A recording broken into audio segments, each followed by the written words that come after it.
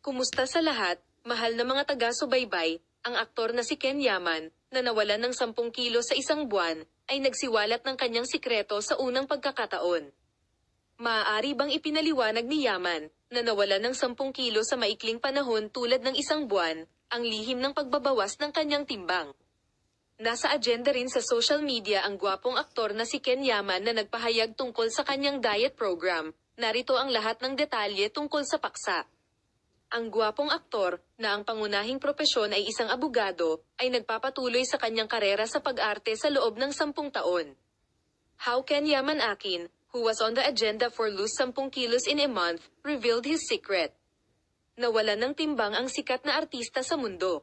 Si Yaman, na nagkaroon ng kanyang unang karanasan sa pag-arte noong 2014 kasama ang serye sa TV na Ganol Isler at patuloy na gumanap sa Italy sa nakalipas na 3 taon, ay nagpahayag ng kanyang mga sikreto sa pagbaba ng timbang sa unang pagkakataon sa kanyang Instagram account. Si Yaman, na pamayat ng 10 kilo sa isang buwan, ay gumawa ng pahayag sa kanyang social media account at nagbigay ng mga sumusunod na tip. Mag-ehersisyo ng 2 o 3 beses sa isang araw na walang patid na pasulpot-sulpat na pag-aayuno ng mga pagkaing mababa ang calorie. Narito ang pahayag ni Ken Yaman kaugnay ng kanyang diet.